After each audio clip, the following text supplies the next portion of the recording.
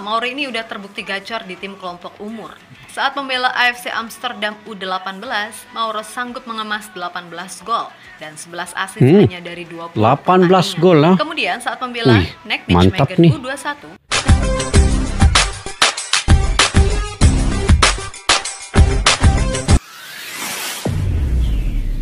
Assalamualaikum dan salam persaudaraan, salam sepak bola. Selamat bertemu kembali guys di channel Askalani Studio. Oke, hari ini saya ingin reaksi terkait dengan perkembangan sepak bola timnas Indonesia, yaitu timnas senior guys.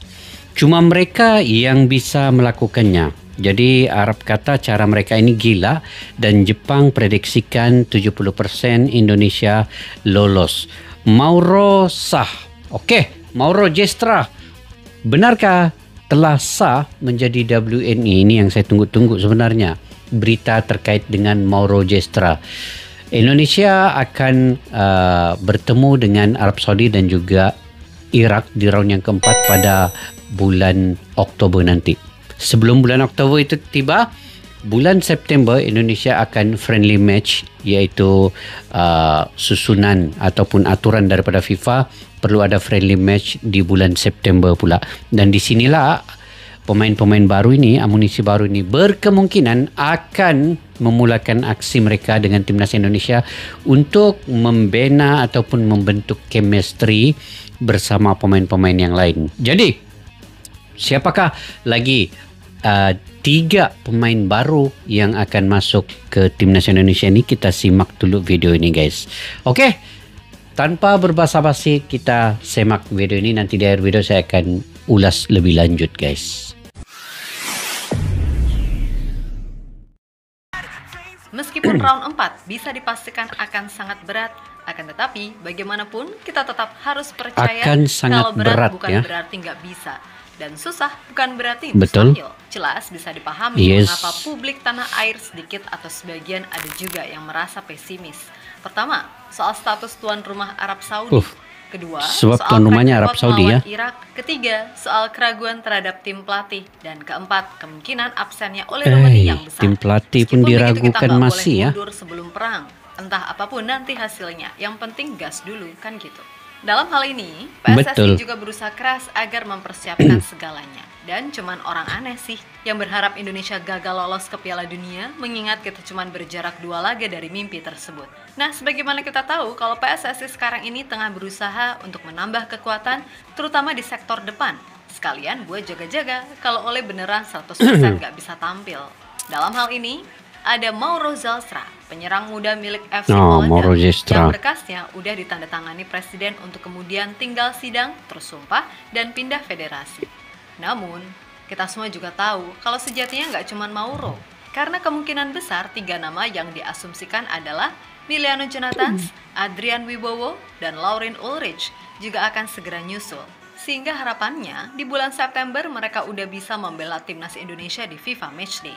Sesuatu yang kemudian membuat banyak pihak merasa kalau apa yang dilakukan PSSI sangat frontal. Bahkan media-media di Arab Saudi juga menyoroti ini sebagai sesuatu yang gila. Karena hanya Indonesia yang nyaris setiap FIFA Matchday, selalu ada pemain baru yang proses naturalisasinya bisa secepat itu. Sebagaimana kita tahu kalau PSSI sedang berusaha mengebut proses naturalisasi dari 4 pemain yang sebelumnya udah di-spill meskipun identitasnya belum terungkap. 4 pemain pula ini lagi. Dari 4 nama itu, sejauh ini baru Mauro Zelstra yang berkasnya udah ditandatangani sama presiden bareng 3 calon pemain timnas putri, yaitu Isabel Kopp, Isabel Notet, dan Pauline van de Poel. Putri pun ada. Ya, Pak Erick pemain sendiri diaspora mengatakan bahwa berkas tersebut sudah masuk ke DPR RI. Akan tetapi, pembahasannya baru akan dilakukan pada bulan Agustus mendatang melalui rapat di Komisi 10 dan Komisi 13. Mengingat saat ini DPR masih dalam masa reses. Satu penyerangnya bisa dibilang disiapkan untuk pengganti oleh Rumeni. Meskipun di satu sisi Pak Erick menjelaskan kalau Mauro akan dicoba lebih dulu di timnas U23. Kalau dirasa oke, bolehlah dibawa ke timnas senior. Sebab Piala Asia U23 nanti. Boleh enggak. Kalau Mauro punya kans lebih besar untuk dibawa ke timnas senior dibandingkan Jens Raven setidaknya dalam waktu dekat ini. Kenapa? Pertama, Mauro ini udah terbukti gacor di tim kelompok umur. Saat membela AFC Amsterdam U18, Mauro sanggup mengemas 18 gol dan 11 assist hanya dari 20 18 gol lah. Kemudian saat membela NEC Nijmegen U21, dia mampu mencetak dari 12 gol dan 1 assist dari 26 pertandingan.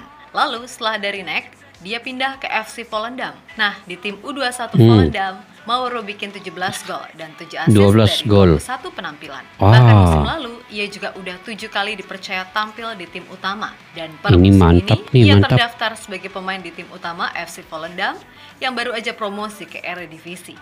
Yang mana itu artinya, jika ia dikasih menit bermain, maka status Mauro adalah pemain Eredivisie. Dan maaf-maaf aja, itu berbanding terbalik dengan Jens Raven. Karena meskipun umur mereka cuma beda setahun, tapi Raven selama di Dordrecht lebih sering jadi cadangan dan bahkan ia mendapatkan kontrak profesional pertama justru di Bali United. Meskipun begitu, Mimin tetap percaya kalau Raven punya potensi besar menjadi striker hebat kalau dia terus kerja keras. Walaupun agak disayangkan, di umur yang masih 19 tahun, dia malah memutuskan bermain di Liga Indonesia di saat kita semua berharap pemain muda berbakat Indonesia bisa abroad. But that's okay, kita lihat aja ke depannya, kan gitu. Oke guys, sebenarnya Indonesia di U23 baru-baru ini di Piala AFF itu tidaklah ke semua pemain-pemain inti sebenarnya main di U23 ketimbang dengan Vietnam. Jadi kita tidak perlu sedih dengan kekalahan Indonesia ke atas Vietnam itu. Karena Vietnam penuh, full squad. Itu mereka punya pemain-pemain yang memang pemain inti, pemain yang utama. Tetapi Indonesia, Marcelino Ferdinand belum lagi ada, Ivar Jenner belum ada, siapa lagi guys? Yang pemain-pemain kira sudah main di tim senior cuma direhatkan karena tidak mau mengganggu persiapan di kualifikasi Piala Dunia. Kalaulah kesemua pemain itu bermain sebagai pemain ini Indonesia U23A yang baru-baru bermain ini, kita kira itu adalah Indonesia B ya. Kalau Indonesia A yang bermain sudah pasti Indonesia A lagi punya potensi besar untuk juara. Jadi memang dalam sepak bola ini ada kalah dan menang. Itu biasa. Tidak semuanya menang guys. Tetap ada kalah. Jadi kita move on ke depan. Kita dukung pula timnas senior ini membuat persiapan. Dan kena ingat U23 pada bulan September ini sekali lagi akan bermain dalam kualifikasi Piala Asia pula. Jadi saya percaya di situ akan ada pemain-pemain inti yang lain untuk membantu U23 kayak Marcelino Ferdinand, Ivar Jenner dan yang lain-lain. Ini kita harus ingat, lagi penting Piala Asia daripada Piala AFF ini. Karena Piala AFF itu sebagai medan untuk pemain-pemain talenta muda untuk mereka berkembang dan juga mencipta pengalaman. Begitu. Oke, kita lanjut guys. Lebih lanjut, ada kemungkinan kalau proses Mauro atau nantinya 3 pemain yang selama ini diasumsikan semuanya akan diproses cepat di luar negeri. Seperti halnya ketika mengurus proses cepat di luar negeri. James, Joey, Mantap. dan Emil. Atas dasar itulah banyak yang menyebut kalau apa yang dilakukan PSSI sangatlah frontal, di mana itu membuktikan kalau Indonesia benar-benar sengebet itu buat lolos Piala Dunia. Ya iyalah, ibarat tinggal maknyuk tekan, masa irak digaspol, kan gitu. Nah, melihat ini semua, wajar jika media-media di Arab Saudi sana menyebut apa yang dilakukan PSSI sebagai langkah gila. Bahkan jika semua terrealisasi, maka media-media di sana mengingatkan timnas Arab Saudi yang merupakan lawan pertama Indonesia di Oktober besok untuk siaga 1. Karena ya tadi, Indonesia dinilai akan tampil melawan mereka dengan skuad yang beda lagi. Itulah kenapa mereka sebenarnya sedikit kecewa kepada FIFA dan AFC yang dinilai terlalu mudah untuk memberikan Indonesia akses proses perpindahan federasi. Bahkan salah satu media di Arab yaitu Ashar Al-Awsat menyebut program ini sebagai revolusi naturalisasi.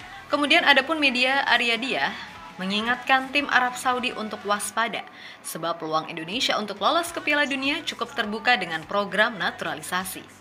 Yap, sebenarnya nggak cuma Arab, tapi juga Irak pun diketahui merasa demikian. Apalagi mereka juga sedang masa transisi pergantian pelatih dari Jesus Casas ke Graham Arnold. Sehingga sedikit banyak semuanya akan jauh lebih beda.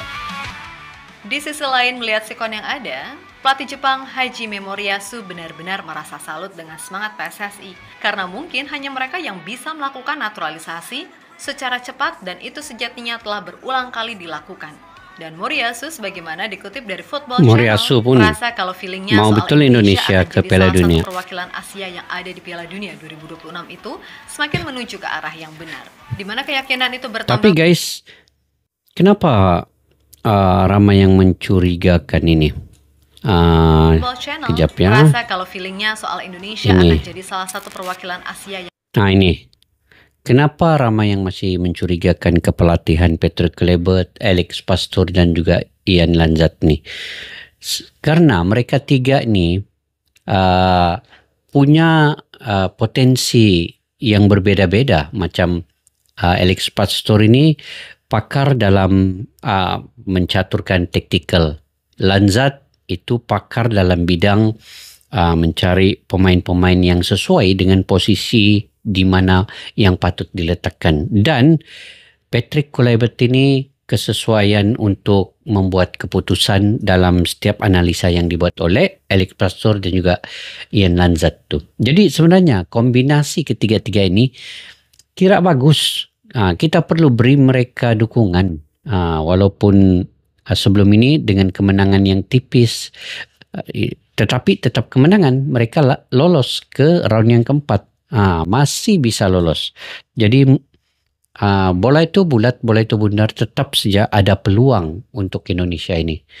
Oke. Ada di Piala Dunia 2026 itu semakin menuju ke arah yang benar, di mana keyakinan itu bertambah kuat setelah melihat beragam dinamika perubahan yang dilakukan PSSI. Mulai dari penunjukan tim pelatih baru, lalu penunjukan Jordi Cruyff sebagai penasehat teknis, lalu ada Simon Tahamata sebagai head scouting, dan udah pasti soal naturalisasi.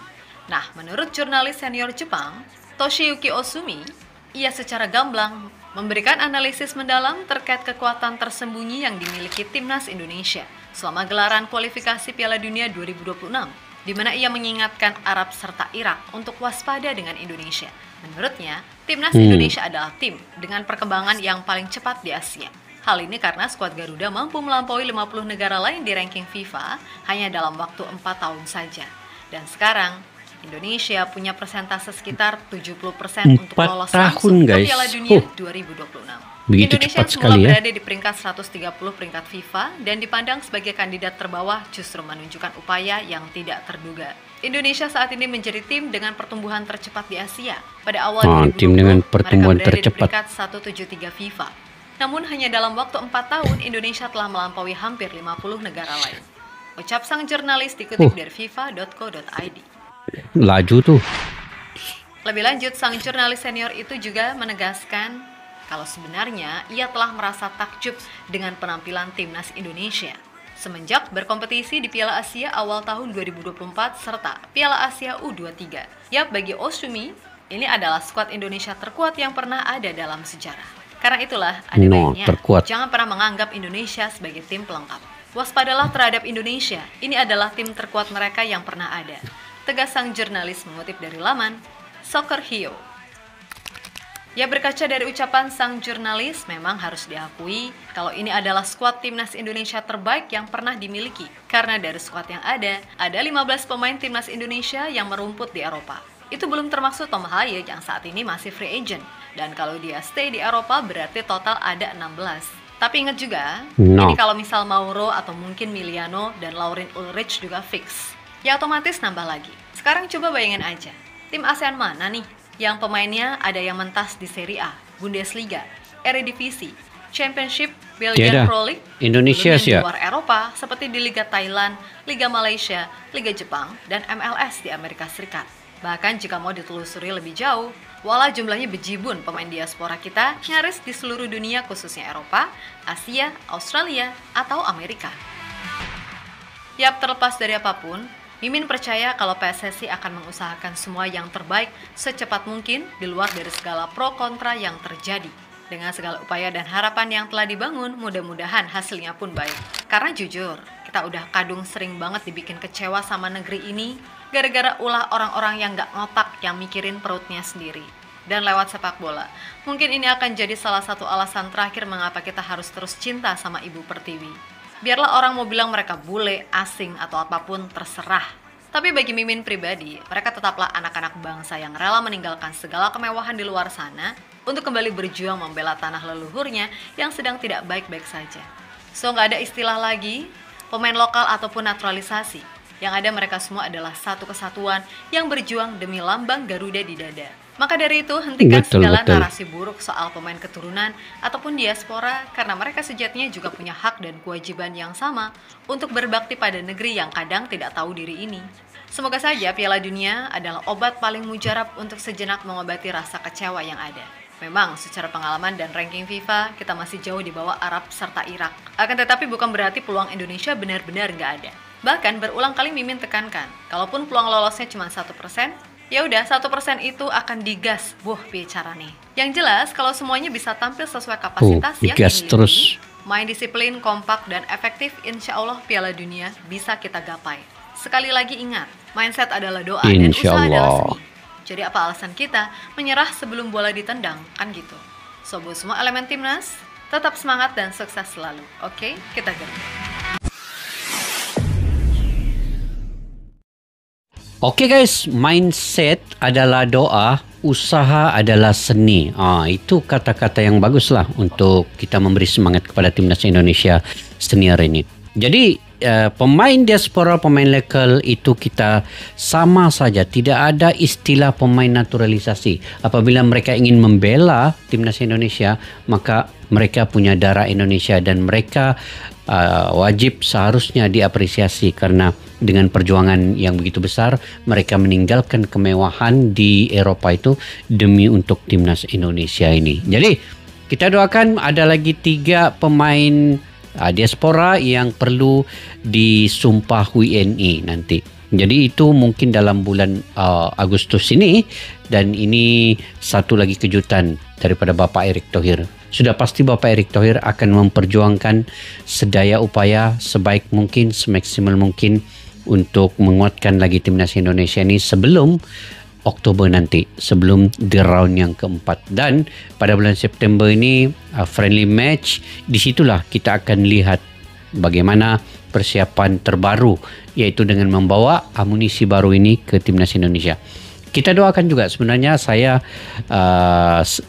agak sedih kalaulah Oli Romeni itu tidak bisa bermain di ronde yang keempat nanti. Tapi saya doakan semoga beliau cepat pulih, dan dengan amunisi baru nanti Mauro Gestra itu dalam 70-90% akan ambil sumpah ini dalam masa terdekat ini. Kita doakan semuanya akan berjalan dengan lancar, dan yang pentingnya dan yang pastinya Indonesia ini adalah satu-satunya negara di ASEAN ini yang lolos sampai ke round yang keempat selepas berpuluh-puluh tahun yang lalu. Jadi kita harus berbangga dengan ini guys. Kita harus berbangga dengan timnas Indonesia saat ini ya. Saat ini ranking daripada 175 5 tahun yang lalu, sekarang ini sudah ranking yang ke 130. Satu kebanggaan yang cukup nyata, memintas atau melewati 50 negara lain dalam ranking ini. Jadi itu seharusnya disyukuri ya. Dan kita harus mendukung dari semasa ke semasa perjuangan Bapak Erick Thohir membawa timnas Indonesia ini, bukan saja dalam sepak bola di timnas senior, tapi semua kelompok umur dan juga semua entiti yang ada dalam sepak bola ini. Dari fasilitasnya, daripada stadionnya, semua itu berkembang dari masa ke masa. Dan dikabarkan sekarang ini Indonesia tengah berlomba-lomba untuk menyiapkan stadion yang tidak ada lintasan untuk pelumba lari ataupun pejalan kaki, itu tidak ada. Jadi Indonesia sekarang menyiapkan beberapa stadion yang begitu dekat dengan lapangan, dia punya tribun. Maknanya mereka sekarang ini berusaha untuk menyiapkan stadium standar FIFA yang sedemikian rupa. Ini satu perkembangan yang bagus lagi di bawah kepimpinan Bapak Erick Thohir. Oke guys, mungkin itu saja saya punya pendapat pribadi terkait dengan perkembangan terbaru ini. Jika kalian ada perkembangan terbaru, info-info terkini juga, boleh komentar di ruang kolom di bawah. Oke guys, sampai kita jumpa lagi. Assalamualaikum warahmatullahi wabarakatuh. Bye-bye. Askalani Studio untuk kita channel yang bereaksi tentang apapun yang ada di Indonesia. Channel YouTube dari Malaysia di Askalani Studio. Jika mau tahu tentang Indonesia, ayo like and subscribe channel kami Askalani Studio. Askalani Studio.